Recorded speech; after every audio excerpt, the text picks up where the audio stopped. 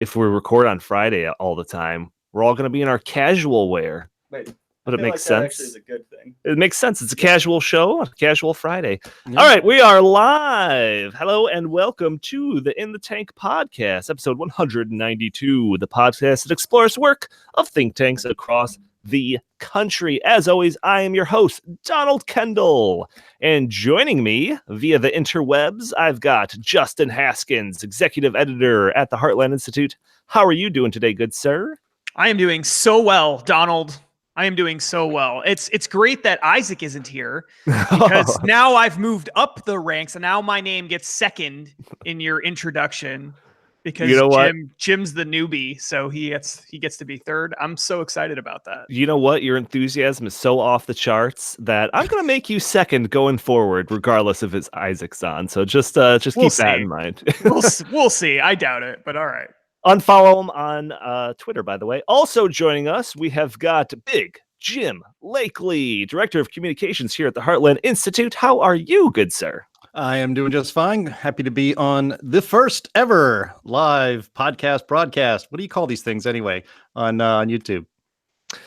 You know what? You jumped the shark already, sir, because this is a test run. So all the people listening, just audio, you get a sneak peek because we are planning on taking this to a live show that's going to be streamed through YouTube.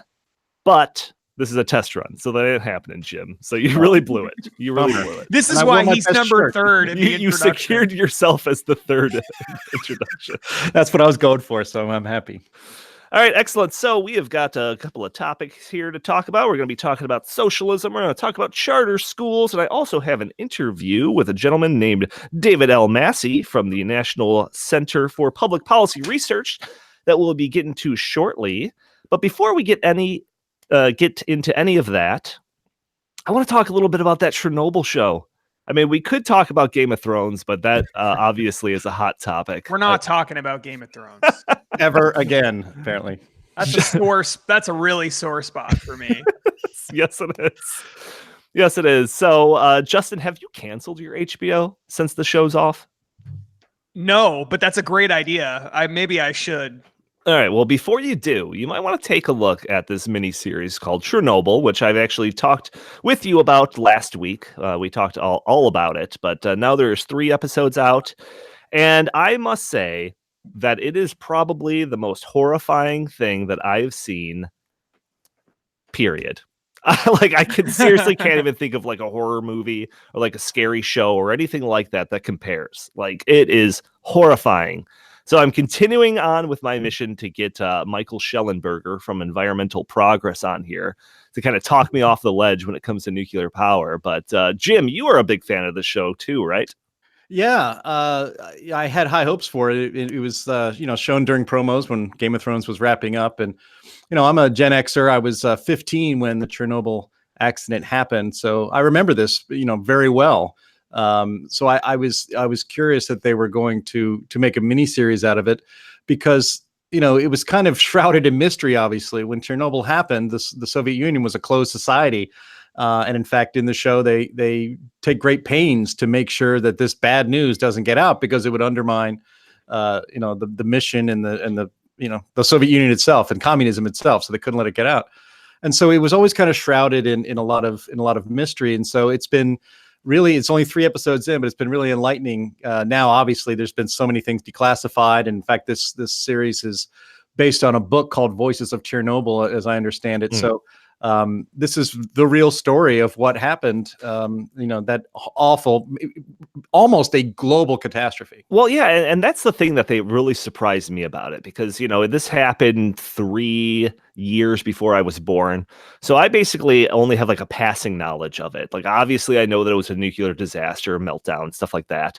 But like when you're going through it, when they're going through like the actual global implications that it could potentially have during like when they weren't completely in control of the situation, it really made me wonder, like, what was going on in the minds of people? What was the information that was out to the general public about this? So you said you were 15 when this was happening. Mm-hmm. Was there this sense that like Armageddon could be brought on by this meltdown?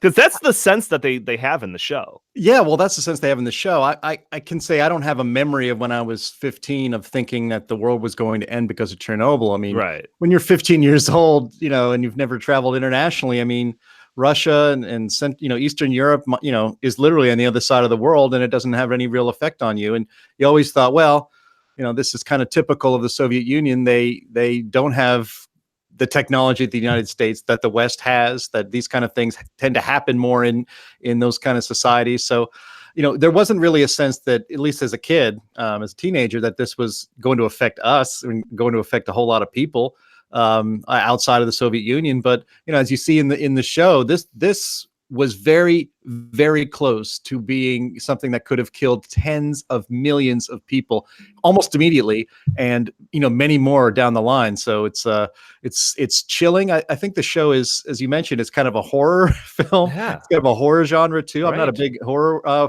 watching fan, but it's got a lot of horror elements to it. It's got historical elements to it, of course, and it's also a mystery because we don't know exactly what happened.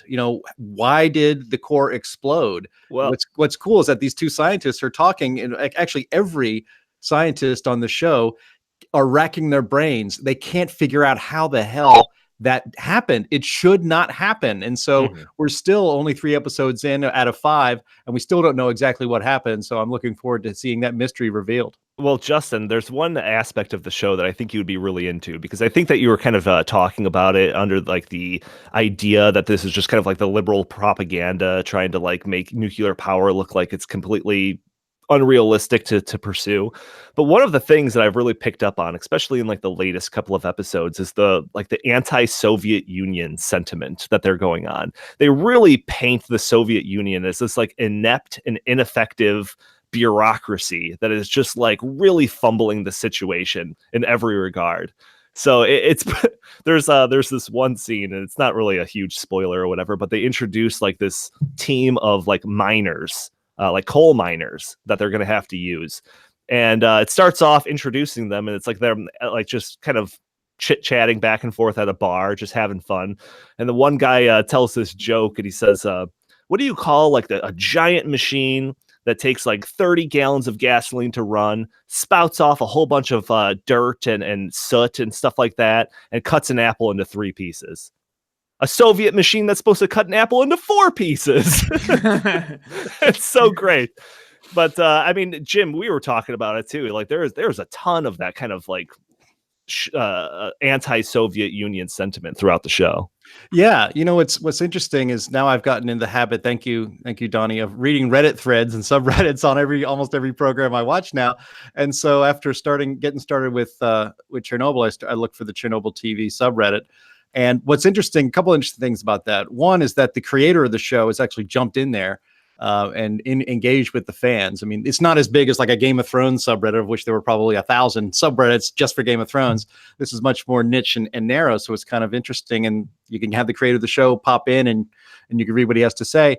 But there's also a lot of people in that subreddit who are from the Soviet Union, who were living there at the time or were behind the Iron Curtain. And it's interesting how they say how much of this is so true, that this is the life that they lived. This is the society that they had to deal with. And one thing, and actually it's interesting, there was somebody from the Soviet Union and someone from the old Czechoslovakia under Soviet domination who said there are 3 classes of people in those societies. There are the party people, the people of the party who run everything, the apparatchiks, the regular people, everybody else. Oh, and then there was also the miners, because those countries could not operate without their coal miners, and those were some tough individuals. A real fun part of the show is when basically the miners, they will not be lied to. The entire society, an entire communist society, socialist society, is really based on lies. They lie about their economies. They lie about how well everyone is doing.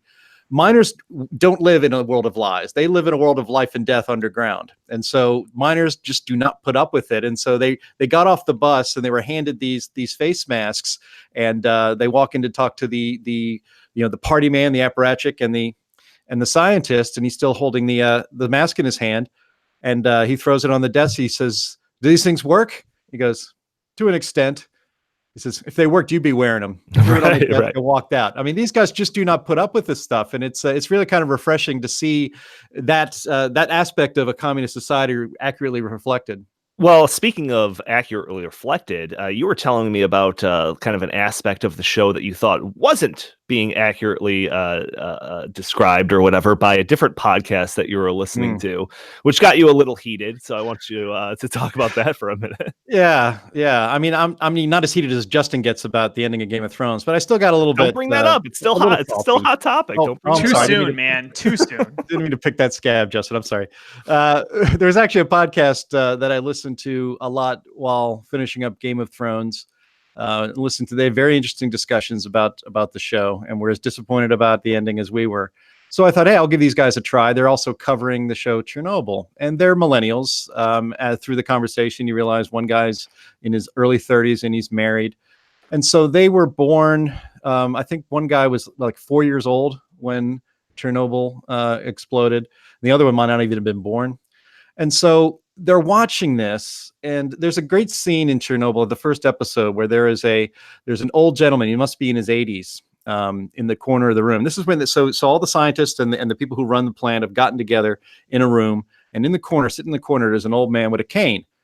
And after they're all squabbling and yelling at each other, he starts banging his cane on the ground, gets their attention, and he says, "What is the name of this power plant?" And someone says, "Chernobyl." He goes, "No, it is the Vladimir I. Lenin power plant. He was a great man. He was a great man. That was a great revolution. Comrades, the socialists will take care of you. The socialist system is the superior system. We will figure this out, and the state will take care of you. The state will fix this, and the state loves you and will take care of their people." Right. Now, close off the city and cut all the phone lines because we don't want any misinformation getting out there. Right. So this is amazing. So this old man, you realize, looking at his age, like this was a child of the revolution. He may have been a teenager or a young adult during the Bolshevik Revolution of 1917. So this is his life. He's absolutely indoctrinated. After he said all of that, after he ended by saying, "Close off the city, cut the phone lines," everybody stood up and gave him a standing ovation. What a great moment for this guy. So these two millennials on this podcast talked about that incident and talked about how incompetent the party guys and the apparatchiks and all that stuff were in handling the situation. Said, it would be just like that here in the United States. That, I could see, totally see some city council member somewhere, appealing to our patriotism and saying everything's going to be fine, even though it wasn't. And then I can totally see our governments and the way we handle things being exactly the same, completely screwed up, and that this could really happen here. I mean, that is absurd. That is so absurd. There's for many, many reasons. One of them is that that was a design of a nuclear power plant that was so retrograde. It was that a nuclear power plant of that type would never be opened in the United States. It was too unstable. It was too dangerous. We just don't do things that way here. You did do them that way in the Soviet Union because there were no real consequences for your actions. What are they going to do? Throw you out of office? What are the people going to do? Revolts? Unless you're a coal miner, apparently not. But just this whole idea that they were making a moral and competency equivalence between the United States of today and the Soviet Union of 1986. And it kind of got me angry, to be honest. It's like, that is just so ignorant and it is so untrue, but they think this, they believe this. It's actually an instinctual reaction that they had to watching this on the show. And it makes you think, what are they being taught? They were taught this. You don't just come up with this idea on your own, because you shouldn't. Just experiencing America. Immigrants who come to the United States would never say that, I don't think. An immigrant who came over to the United States as an adult, you would have to be raised here in our public school systems and go to our colleges to think that while watching Chernobyl. Well, that kind of sentiment is actually in line with a study or a poll that I saw that was kind of all over the place just earlier this week. It was actually on the top of Drudge for a while, but it's a new Gallup poll. That is 4 in 10 Americans embrace some form of socialism. So it starts off and it says that like the main findings here, 43% of Americans say socialism would be a good thing for the country. 51% believe that socialism would be a bad thing for the country. Americans split on viewing economy as free market or government controlled. It says while 51% of U.S. adults say socialism would be a bad thing for the country, 43% say that it would be a good thing. Those results contrast from a 1942 Roper Fortune survey that found 40% describing socialism as a bad thing and 25% saying it's a good thing. So since 1942 to today, saying socialism was a good thing went from 25% to 43%. So, Justin, what is the deal here? Is it just we're just so far removed from the failures of the socialist, USSR, or is it because that socialism is increasingly being connotated with welfare programs and stuff like that? What do you think? I think it's a combination of a lot of different factors. I think when you look at the data, there's some very interesting things that come out of these surveys. One of them is that this very same 1942 survey that you just cited, although it showed that significantly more people say that socialism would be a good thing, there's also significantly more people who say that socialism would be a bad thing. That 1942 poll, there were 34% of those people who were surveyed who had no opinion. Whereas today, it's only 6% who said they had no opinion. So the people who said that socialism would be a bad thing for America went from 40% in 1942 to 51% in 2019. So it actually went up significantly. Not as much as people who said socialism would be a good thing. But I think that what's happened in a lot of ways is that people don't really understand what these terms mean. I think they are totally ignorant. I think they were ignorant back then in 1942 as well, to a large extent. But I don't think that people necessarily were as willing to give an opinion when they didn't actually know the answer to the question, which is why people were more willing to say back then no opinion than they are today. Everybody has an opinion today. So I think that that's part of it. I think when you look at surveys that show, not this survey, but other surveys where they ask people, in fact, actually there might be in this survey as well, where they ask people to describe what socialism is. The vast majority of people do not give a correct answer for what socialism is, just in terms of historically an accurate definition of socialism. Many people say things like equality or social equality. Some people even say social media and give stupid answers like that. I mean, people don't really understand what socialism is. So when people say that they think socialism would be a good thing, I think that within that group of people, there are very different opinions of what socialism is. I mean, you're going to have Alexandria Ocasio-Cortez in that group, and you're going to have some millennial who's in college right now who thinks socialism means a $15 minimum wage and an expanded welfare state. Those are not the same thing. So you have to parse these things out and not take it too seriously. But at the same time, you have to recognize the real danger here is not that you have all these people running around who want to collectively own and manage all the property in society, which is basically what socialism is. The danger here is that there are a lot of people who are willing to vote for and support and identify politicians who do actually want to do those things, like Bernie Sanders and Alexandria Ocasio-Cortez, because they don't really understand what those people actually believe. So to me, that's the real danger. This is a sign that people are willing to follow the radicals. Not that they necessarily agree with the radicals, but that they're willing to follow them because the radicals in society, the socialist left in society, has done a very good job of keeping younger people totally ignorant of the history of socialism and what that means, and sort of tricking people into believing that socialism just means single-payer healthcare, $15 minimum wage, big sort of social security nets, more regulation, that's what it is. According to a lot of people who would call themselves socialists, I'm willing to bet that they couldn't differentiate between liberalism and socialism and progressivism if you asked them. They would just it would all be the same thing to them. I don't think it would really make any difference. So I think there's a lot to parse out of this, but I think that the thing that we should be most concerned about is that people have a total ignorance of what socialism is historically, and that they're willing to follow socialist leaders because they don't really understand what socialism is.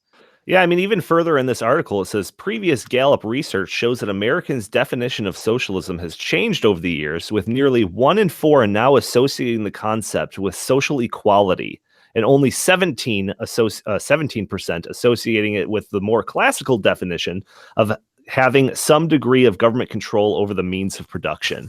So, especially when you see politicians like Bernie Sanders and Alexandria Ocasio-Cortez, who always invoke the idea of like the Nordic socialism countries. And I think there was that one quote from AOC where she was basically saying that democratic socialism only meant that like we want to have every citizen having a degree of dignity or something like that. It was like, that's what socialism means, that everyone has dignity. Yeah, well, even the pollsters in this poll, I'm not even sure they understand what socialism is. They asked a question in this Gallup poll that said, during the next 50 years, do you think most of the nations of the world will have a democratic government, a communist government, or a socialist government? Well, the problem with that is that you can have a socialist government that's also democratically elected. So it's not like these are mutually exclusive terms. So I thought the same thing. Yeah. So if you're going to ask people, well, do you think we're going to have a democratic government or a socialist government? That's total. All that shows is that this pollster, whoever created that polling question, doesn't really understand what socialism is. And then they differentiate between socialism and communism, which you can do, but I don't really understand if you're putting that within the context of democratic. I don't really understand how you differentiate between those three things. They're not even really similar terms. They're totally different categories. So this is in a lot of ways, I think the primary problem that we have is that there is just an intense ignorance that exists in America about all of these ideas: socialism, communism, capitalism, all of that. They have no clue what they're talking about, and yet they're going out and they're voting for these people who actually do know what they're talking about and are calling for very radical policies. And I just don't think people believe it. Some people, I don't think they believe Bernie Sanders is as crazy as he actually is, as radical, I should say, as he actually is. I don't think they believe Alexandria Ocasio-Cortez is as radical as she actually is. And I think there's another group of people who just don't even know. They can't even differentiate between these things because they never experienced it themselves, and because they have been indoctrinated in our public school system to believe that anyone who is even remotely capitalistic is just an evil, greedy person who doesn't care about anybody. Yeah. So, Jim, you've been on this planet a few more rotations than either of us. So when you see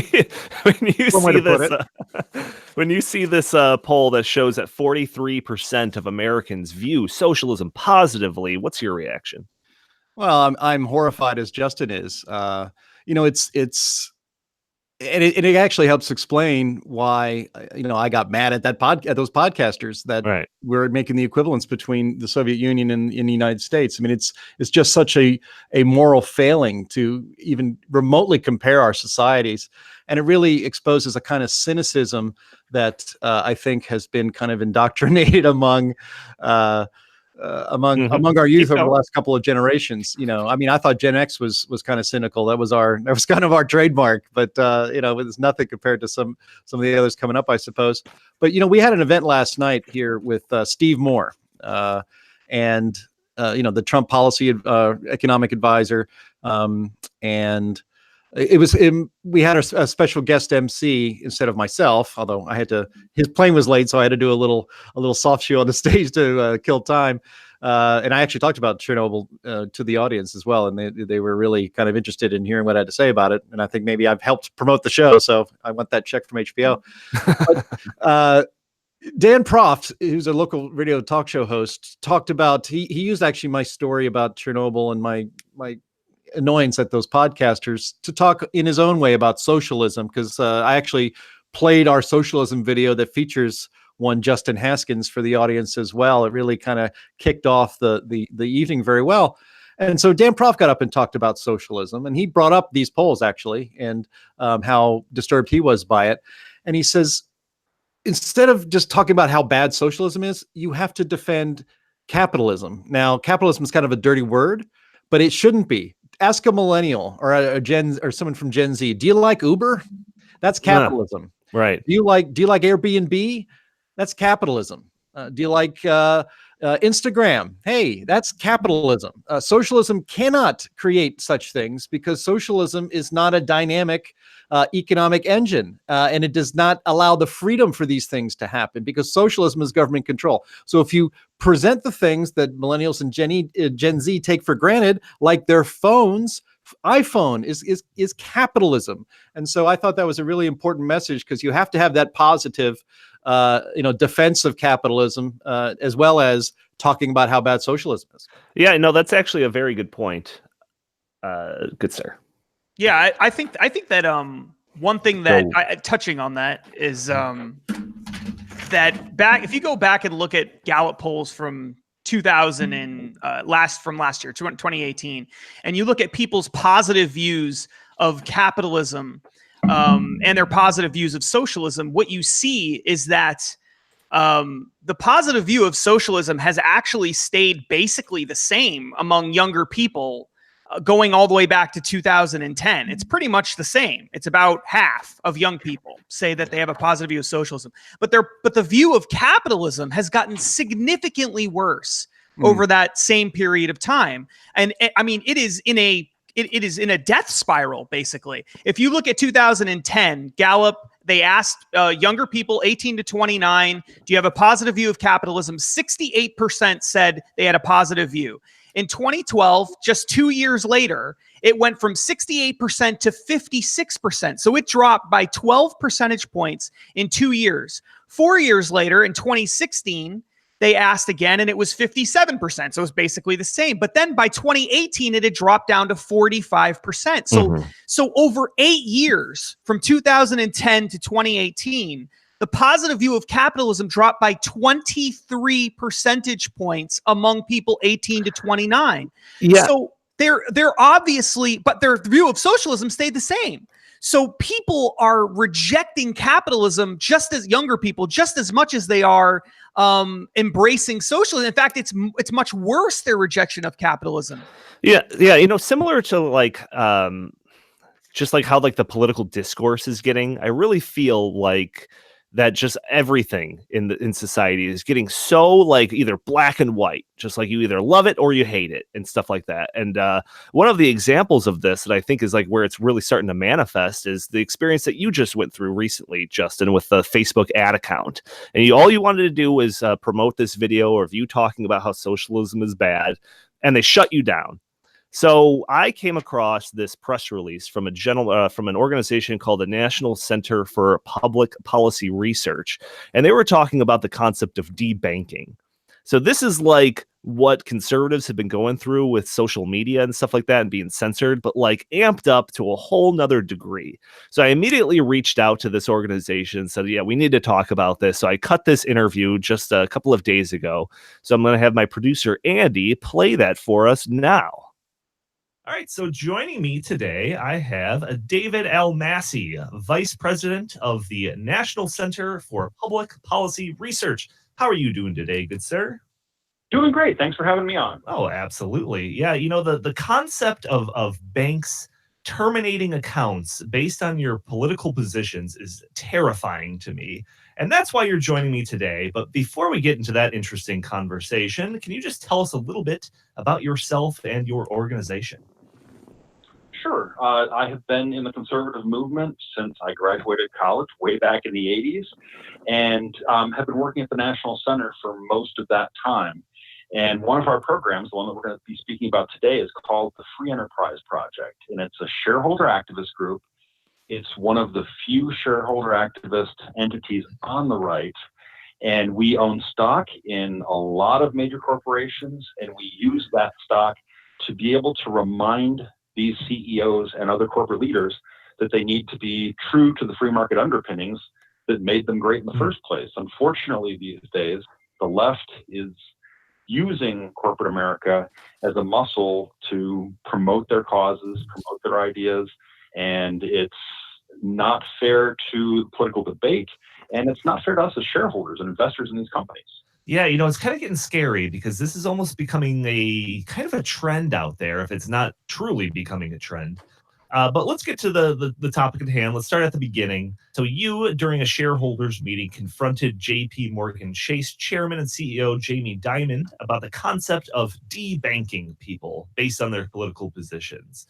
So first, what prompted you to do this? We had read in various publications that people were making allegations against Chase Bank that their accounts were being closed for no reason. Now, we have no ties to these people that we were speaking out in favor of at this meeting, and we don't necessarily endorse their ideas other than the fact that they're on the conservative side of the spectrum and have been catching flack from a lot of corporations. These are people, the one in particular whose name most of your listeners would probably recognize is Laura Loomer. Mm-hmm. She's an activist. She has an organization that she uses to help fund her pursuits, and she has been kicked off of places like Venmo, PayPal, GoFundMe, as far as banking is concerned. And I don't know if there's any social media that she's allowed on anymore. I don't think so. Because of her beliefs. And I mean, the people that we mentioned, they are on the more radical fringe of conservatism, but we feel it's important to bring this issue up because if they're getting these people now, when they go after the Alex Jones and the Laura Loomers of the world, they're making their way towards groups like ours. And it's just a matter of time if something doesn't come up, if we don't have a conversation about this. Right. And one of the things that you mentioned in your statement was that like they all of these people that you listed off seemingly had their accounts taken away, within like a really short time span, so it didn't seem like it was just coincidental. It seemed like it was some type of maybe targeted, intentional approach. Right. I mean, it's hard not to think that there could be a pattern there, because in the case of all four of these people, within a couple-week period, they received letters from Chase Bank saying, your accounts are going to be closed. Please make all the arrangements you need to. And in the case of one guy, Mr. Enrique Tarrio, who is affiliated with a group called the Proud Boys, he was running a t-shirt business that, I'll say right off the bat, a lot of the t-shirts that he sells are not ones that I'd want to wear. And nonetheless, he said that he had gone through the arrangements with Chase Bank to set up the payment portal. And then suddenly he was told that no, he had to close up shop with them. And he went to see various bank officers at lower levels within the company. No one could figure out why. And they would say, like, there's something on here. They kind of indicated, because this was caught on videotape, that things weren't quite right. They were seeing, these bank people were seeing things that they didn't understand. So it wasn't like the guy was bouncing checks or came up on the FBI watch list or something like that would normally deny some of the bank accounts. So considering that in social media this happens all the time, we're concerned that now, and also this happens with the lower level financial companies like Venmo and GoFundMe and PayPal and things like that, that this could be making a jump over to major banks. And J.P. Morgan Chase is the biggest bank in America. So of course it hit our radar and we wanted to ask. So when you confronted Diamond, he responded by saying very directly, we have not and do not debank people because of their political views. We have not and do not. So considering the fact that these people that you've listed off were debanked and it all happened within the span of a few weeks, do you buy his response? I will take him at his word for it because that's what he said at that meeting. He's very empathetic about it. But he set himself up. If they are doing this, and if this did happen because maybe not at his orders, but by someone within the company, this could set the bank up for a lawsuit. One of these people could sue, like these people are suing some of these social media and other groups for keeping them from being able to use their services. So, but the thing that I had pointed out in our press release is he didn't say they wouldn't do it in the future, which I think is unsettling. And I wish if I could do one more thing, it would have been to ask him that as a follow-up question, because these things are happening People are being deplatformed on a regular basis, and we need to worry. And I did hand one of his assistants a copy of 1984 so that he would understand what conservatives are worried about. We're worried about being unpersons, because if we can't be on social media, if we can't have to keep our money in a mattress, things are going to be really different for a huge segment of the population. Yeah, like the story, and my audience is well aware of this, the stories of like the social media kind of limiting or even like blacklisting conservatives, whether it's on Twitter or Facebook, that is like, that's been happening. We're well aware of that. The debanking thing just seems like taking that trend to the next level. Heartland's very own Justin Haskins, he had his Facebook ad account disabled on Facebook because he promoted a video about him talking about how bad socialism is. And then they only reversed their course after he wrote a Fox News article about it. So the one thing that I thought was the most troubling aspect of all the information that you had in your press release is the footage from the Project Veritas video that I think you referenced earlier in this conversation, where one employee speculated that maybe that there were some morality issues that the bank might be taking into account. So here's a hypothetical for you. What if Jamie Dimon responded to your comments by saying, yes, we do debank people that we find morally repugnant? Now, this isn't as broad as somebody simply being conservative, but if they spout rhetoric that is not in line with our principles, then we, reserve the right to debank them. So how would you have responded to that? And I don't usually like doing hypotheticals like this, but I mean, this is the point of view of a small but very vocal segment of the modern day left. Right. I mean, at that point, it's like, wow, at what point? Call your congressman, tell him what's going on, that kind of thing. That's I think where you elevated to, because of course the banking industry is highly regulated. And as he said, they will keep out people who are considered to be economic threats, like counterfeiters and things like that. And they'll keep people from like felons from being bank tellers and things like that. But to just say an average citizen can't put their money in their bank because they don't like socialism, in the case of your colleague, that's so un-American. That's so, it's something where we need to have a national debate about it, and it can't just be on network news programs. It has to be something that the Congress has to take up at that point in time, because surely our society will be changed forever.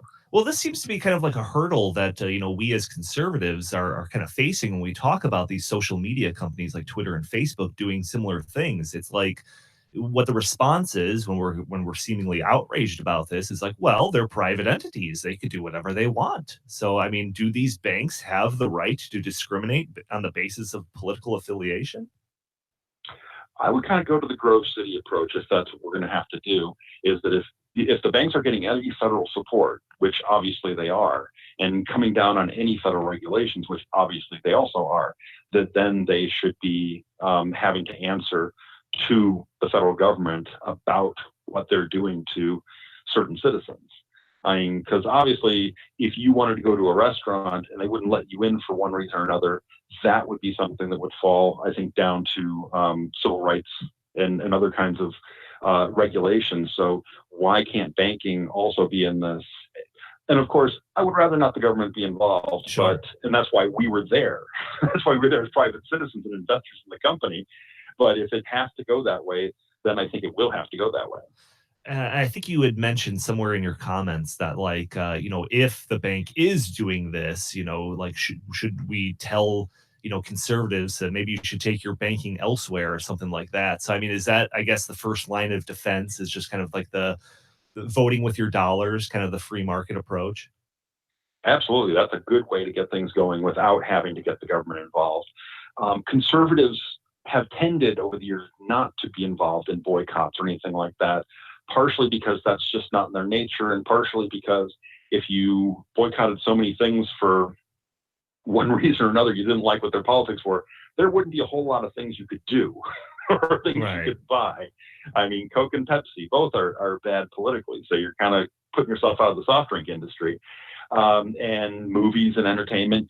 We don't want to remove ourselves from the population as much as we can hopefully influence it through our dollars. Yeah, I think you mentioned this when like Alex Jones or whatever was first like deplatformed off of social media, and a lot of people didn't really like blink an eye, but I did, and I'm not a big fan of Alex Jones or anything like that. But like I just feel like it's not that large of a leap for like the next step to be like against climate deniers. Like the amount of like vitriol that we get as supposed climate deniers is off the charts. And like I would bet that small and vocal segment of the left would be very happy to see private businesses, whether they be banks or social media or even restaurants, not accept our business because where we stand on that subject. Well, that last part you brought up, the Southern Poverty Law Center has been working with Amazon in the past, where Amazon at least has been relying on SPLC to give them ideas of what hate groups are. Yeah. And the Amazon Smile program, where you can create a portal on your website and get a kickback of what people buy through you. The Alliance Defending Freedom got kicked off of that program. Why? Because the SPLC said they were a hate group. And why is that? It's because they were the group that supported the Colorado baker who refused to decorate a gay wedding cake. Yeah. And that was enough to consider someone a hate group. One of my colleagues has been put on the hate watch or hate radar or whatever because he was on someone's radio show that they considered to be a bad person. So it's a very slippery slope. And with people bandying the term Nazi around about conservatives of any stripe, it's something we really need to worry about. And of course, the SPLC, if you ask me, it's a very political organization. So their hate list, I think, can and has been used to sully the name of groups that are not hateful in any way, shape, or form. Yeah, Google uses SPLC as one of their kind of moderators, basically, that uses their judgment. And I remember that when they were pressed on that, they were very proud of SPLC. I don't think they even realized like how kind of biased and heavy-handed they are with their approach. It's kind of insane. Yeah, I mean, after the 2016 elections, the SPLC was elevated in stature as being this wonderful organization that's helping root out in the minds of several people that the evil Trump army that's trying to tear down civil rights laws and whatever. But in the last 6 months, we found out that the people who are running the SPLC, who've all been fired or quit by now, didn't exactly have the greatest resumes, and that the organization itself should be a target of their criticism. So Twitter has removed the SPLC from its, I think they call it Security and Trust Board or Committee or whatever. So they're not helping Twitter as much. Conservatives help do that through a letter writing campaign and a coalition letter. Whether or not they're going to completely break ties between Twitter and SPLC, I think still remains to be seen, but at least it shows that company has figured out that that relationship is not as beneficial as they once might have thought it was. This is a very frightening conversation here. And, call me a pessimist, but I don't feel like it's going to get better before it gets worse. So as this story, if and when it develops further, are you going to keep me in mind? You going to keep me posted and maybe come on again? Absolutely. Anytime you would like to come on, we're more than happy to be there from any of our programs at the National Center. All right. So I'm always on the lookout for topics to talk about on this show. Do you have anything in the hopper that I should be keeping an eye out for? Well, I was just earlier today was at the United Airlines meeting where we were bringing up the fact that they had broken ties with the NRA last year after the Parkland shooting, with the CEO saying he was making a personal decision on the part of the United family. And so I had gone back today to say, we've seen articles where they've interviewed United employees who are not happy with what you're saying. The ones who support you are just anti-NRA to start with, but the ones who are supporters of the Second Amendment say that you weren't acting in their name. Would you care to maybe go back on that or or reiterate your reasons for doing that. And he said that it was in the context of the family of United, and that's why he did it. And he stood by it. And because a pilot had lost a daughter in the Parkland shooting. Well, I understand the sympathies for that, but I asked him if he would then consider stopping any relations with Purdue Pharma because they made opioids. Because obviously, I'm sure that there's an employee at United who has died or has a loved one that's died due to opioid abuse, but he refused to answer that. And he also refused to answer if they break off a relationship with HBO over Game of Thrones. But Yes. it didn't answer that. That's a sore subject for me, sir. That's a sore subject for me. See, that's why maybe he could make a decision on his family. He's not going to do business with AT&T anymore over the Game of Thrones. Right.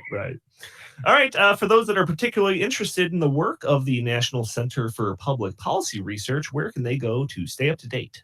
They can go to our website, www.nationalcenter.org, and that will take them to our Free Enterprise Project, to our environmental programs, and to our Project 21 Black Conservative Project. All right. David Almasi, Vice President of the National Center for Public Policy Research. Thank you for being on with me. Thank you. So, the whole idea of debanking, gentlemen, I mean, I think that we kind of covered the topic pretty well in that interview, but one of the things I kept trying to get towards was the idea of, if this is a free market, if these are private entities, can and should they be able to discriminate based on just simply, whether or not you voted for Trump or something like that? Justin, what's your reactions to all of that? Yeah, I'm a big free enterprise guy. I think that generally speaking, we should give people as much leeway as we possibly can, businesses, to make these sorts of decisions and then deal with the repercussions of those decisions. So in other words, if Chase decides we're going to start, banning prominent conservatives, then I think that, Chase customers, and I am a Chase customer, have the right to say, you know what, if you're going to ban conservatives, I'm a conservative. I don't want to, put my accounts with Chase. And then Chase couldn't survive that. I do think, however, that if Chase is going to do this, if banks, and they say they're not doing it, but if banks are going to do this kind of thing, they should have to admit that they're doing it. They shouldn't be able to lie about it or defraud people or anything like that. So as long as it's out in the open, I don't necessarily have a problem with it, but then they have to deal with the ramifications of doing that. And I think that, for instance, they shouldn't be getting any government contracts. That's for sure. They shouldn't, or anything like that. They should not be getting any kind of public money. If they're going to benefit from my tax dollars, then they shouldn't be allowed to discriminate against me because of my political views. There's all sorts of reasons why I think banks, if they actually had to deal with the ramifications of banning people based on political views, they wouldn't do it because it just would be way too costly. It just would not be worth the bad press and all the lost customers and everything else. But what they shouldn't be allowed to do is to pretend like they're not doing it, but then secretly doing it, which is what I think most people are worried about with groups like Facebook too. I mean, Facebook comes out and says in most cases that they're not intending to actually ban anybody or do anything. I mean, that's what they did with me. That's what they've done with lots of other people when they make these decisions. Then they later on will apologize for it and say it's a mistake. So yeah, I'm okay with it as long as everybody's out in the open about it, and as long as everybody has to deal under the same rules, and that you're not allowed to secretly do these things and basically defraud people, including their investors and shareholders. Because I think that would be defrauding them if you're making this decision, but then saying you're not actually doing that. Right. So, Jim, you were listening on that as well. I do want to get to one other topic, the charter schools thing. So do you have any last words on that before we move on? Yeah, just real quick. I mean, over my shoulder here, there's a poster, and this could, I guess, get us deplatformed but it is a joke. It says "Fight crime, punch a politician today." It was a poster from the 70s. So yeah, it's maybe not safe for podcasting, but look, what is striking about this is that all of this only goes one direction. I am still looking. Is anybody on the left ever been deplatformed? Farrakhan. Do any of them have this problem? I mean, this is a totalitarian. Again, this goes into the socialism and Soviet Union talk we had earlier. This is a totalitarian mindset, although coming from corporate America. I have not seen anybody on the left get deplatformed like this. Brian Sims, state representative from Pennsylvania, very strongly pro-choice, famously videotaped himself really, really nastily harassing people outside protesting abortion at an abortion clinic. Yeah, he asked 12-year-old girls. Yes. He asked his 50,000 followers, and this video was seen over 1 million times, to dox underage girls, teenage girls, 12, 13 years old, to dox them, find out where they live. He was not deplatformed. Yet this always only goes one way. You have to bake that cake, but then we're also going to deplatform you somewhere else. This can't continue. David Almasi did say that, he said he went to, I think, a board meeting of a corporation. What was the corporation again? The last United. one United. That's right. Right. American or something.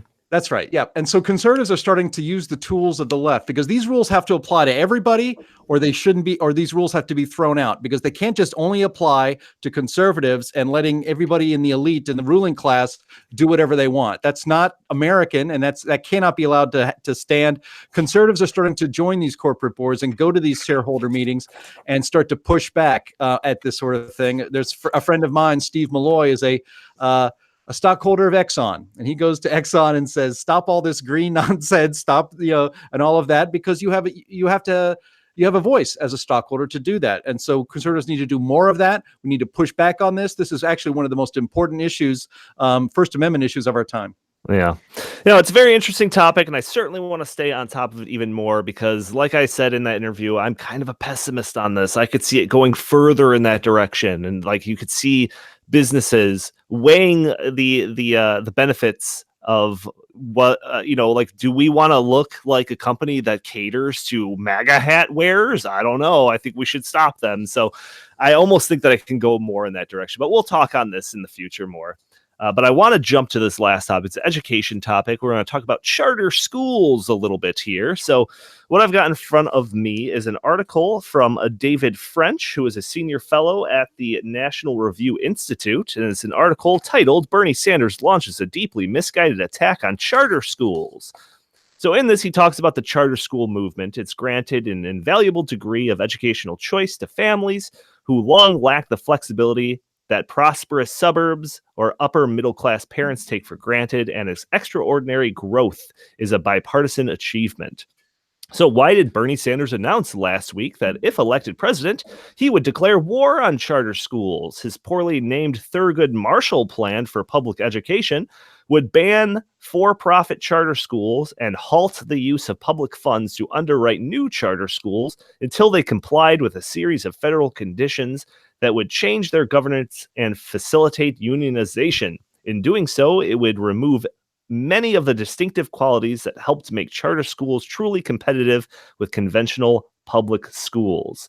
So, Justin, you emailed me this Bernie Sanders plan with an email titled, "This is hard to read," and a message that said, "This makes me angry." So what about this? It's really very descriptive. I know. What evoked this type of response from you exactly? Yeah. Well, the funny thing is before I came to the Heartland Institute, I really wasn't involved too much in the sort of the school choice movement. But since being at the Heartland Institute now for 5 years, we've written on this topic 1,000,000 times. I mean, just 1,000,000 times. You can find all sorts of resources, books.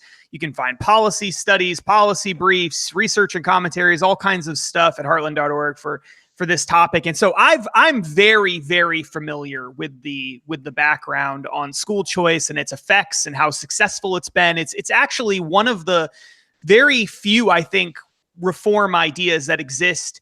That is, it's like an open and shut case. I don't even think you can make a reasonable argument against school choice programs. The data is overwhelming that they help people.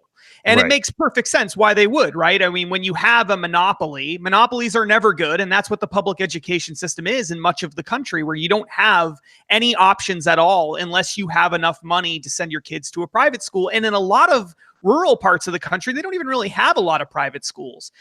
So where I grew up, for instance, there were no private schools in the town that I lived in. Is the town of 3,000 people. So you either everybody went to the public school, I mean, or you went to a town that was 20 or 30 minutes away to go to a private school, and very few people did that. So when I was reading through this plan, this Thurgood Marshall plan for public education, right. Some of the stuff that's in here is just wildly misleading, outright false. So, this line in particular just made me so angry. It says here, in the end, the unaccountable profit motive of charter schools section, which is just totally insane. He suggests in here that billionaires like Betsy DeVos and the Walton family, together with private equity and hedge fund executives, have bankrolled their expansion and poured tens of millions into school boards and other local elections with the hope of privatizing public schools. The suggestion, of course, being that they're doing this to make money, which is just totally insane. It has nothing to do with anything. But this line in here, he goes, moreover, the proliferation of charter schools has disproportionately affected communities of color.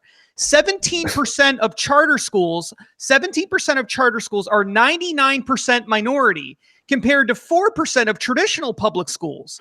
Yeah, this has led the NAACP, the NEA, and the AFT. The NEA and AFT are teachers' unions, and others to criticize the charter movement for intensifying racial segregation. This made me so mad, because the reason why not these 17% of charter schools are 99% minority, which, by the way, 17% isn't even that high, but 70% are 99% minority, is because minorities are the biggest victim of the public education system that we have. So the reason these kids are all going to charter schools is because they're desperate to get out of the public education system, the one that Bernie Sanders is saying we need to pour even more money into. So yeah, you could argue that they're disproportionately benefited.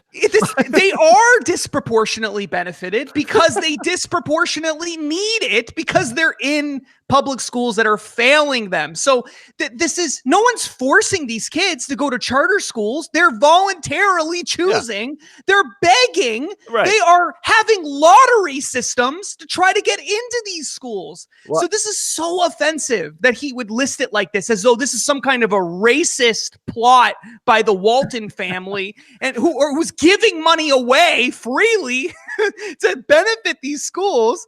This is some kind of a ridiculous capitalist plot is to hurt poor kids, minority kids. Is just it's so infuriating. Yeah, you're absolutely right, and I know we're running short on time, but I had a few more pieces here that one of them was from the Heritage Foundation. It says how charter schools empower inner city children to escape failing public schools. So that kind of gets into exactly what you're talking about there.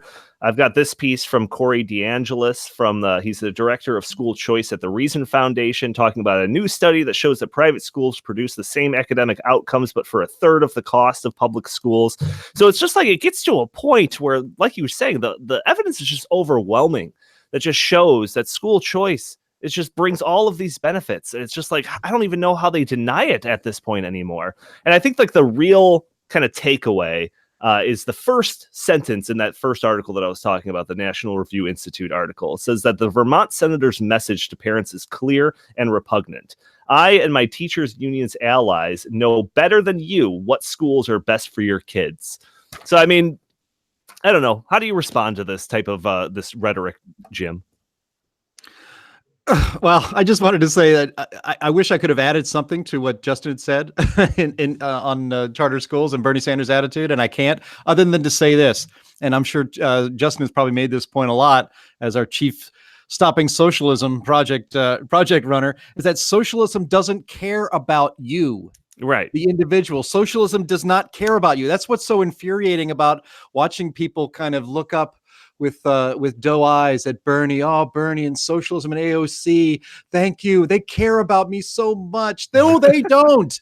Socialism does not care about you. Socialism cares about society. Socialism cares about accumulating and exercising power for the sake of the collective. You do not matter. So these families, that Bernie Sanders wants to sentence to the public school system and have absolutely no escape, because he does not care about you or your child or your family.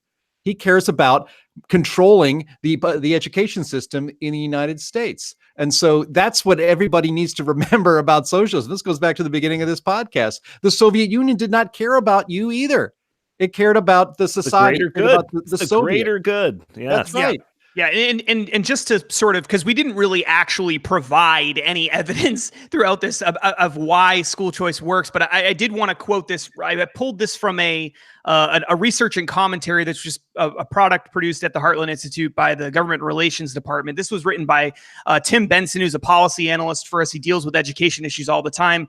He's summarizing this report from EdChoice, and he says, in May 2016, EdChoice released a report. This was an incredible report in which it examines 100 empirical studies of school choice programs. 100. 18 of these studies used random assignment to measure outcomes, which is in academia, it's the gold standard. The overwhelming majority of the available empirical evidence makes it clear educational choice offers families improved access to high-quality schools that meet their widely diverse needs and desires, and it does so at a lower cost while simultaneously benefiting public school students and taxpayers, decreasing segregation, and improving civic values and practices. That's 100 empirical studies. The overwhelming majority came to that conclusion. It is an open and shut case. And then to just hammer home the point that Bernie Sanders really doesn't care about minority kids. I mean, I'm going to say it. I don't think Bernie Sanders cares about minority kids. I think this part of his plan. Another part of his plan here, it's called Give Teachers a Much Deserved Raise and Empower Them to Teach. I don't know why they're not empowered to teach now if they're teachers, but whatever. This part of the plan promises a base salary floor for all teachers across the country at being no less than $60,000. $60,000. That's the lowest that a teacher could be paid. And it would be tied to the cost of living, years of service, and other qualifications, so that if you live in New York City, for instance, I guess the base floor would be like $100,000 or some crazy thing. Right. This is what this is all about. This is what all of this is all about. There's a reason why the American Federation of Teachers and the NEA and the other teachers unions don't like school choice programs, because it's bad for their business. There's a reason why Bernie Sanders, when we're in the middle of being $22 trillion in debt, is promising a wage floor of $60,000 for every teacher in the country, including teachers that live in places where the average person is making $35,000. The reason he supports this is because he needs to win the Democratic Party's nomination for president. And a big way to do that is to buy off the teachers' unions. That's a huge, huge part of this. He needs those people in his back pockets. So him and other Democratic candidates, because he's not the only one that's promised a big guaranteed a wage increase for teachers across the country. He is making this promise, and he's promising to kill school choice, not because it's bad for minority students. Notice he never actually provides any evidence that it is bad, just that minority students are using it. And just because they're using it, that means automatically it's bad.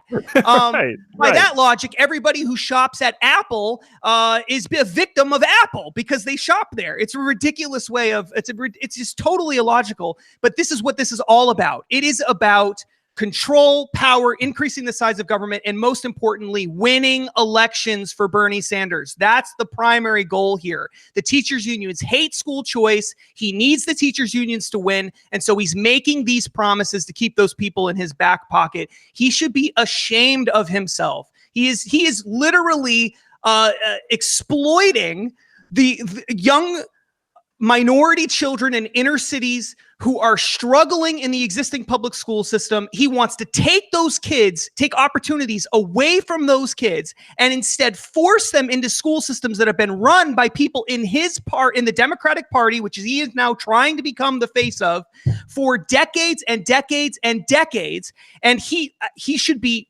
absolutely ashamed of himself and at least provide some sort of evidence to support the claims that he makes in here about racism and the unfair treatment of kids who are in these charter schools. He provides none of it because he's not interested in it. All he cares about is winning elections and becoming a czar of America. Jim, I don't think you're going to be able to top that. So we might want to just call it a day for the podcast. Exactly. All right, gentlemen, thank you. Thank you so much. Thank you, audience, for tuning in. Tune in every Friday for a new episode of In the Tank podcast. Please write a review, subscribe to us on iTunes. We'd greatly appreciate it. You can find us on SoundCloud, Stitcher, Google Play, Spotify, a whole bunch of other ones, pretty much everything nowadays, thanks to my producer here, Andy. If you'd like to, you can follow us on Twitter at In the Tank Pod. If you want to send us some questions, comments, suggestions, even a joke, feel free to email us at inthetankpodcast@gmail.com. Justin, where can the fine people find you? At Justin T. Haskins on Facebook and Twitter. Look for that big, beautiful blue check mark. And if Still you're there. following them, make sure to unfollow them. And Jim, same question. Where can the fine people find you? You can follow me personally on Twitter at J Lakely. You can also follow the Heartland Institute at Heartland Inst. All right, fantastic. Thank you all for tuning in, and we will talk to you next week.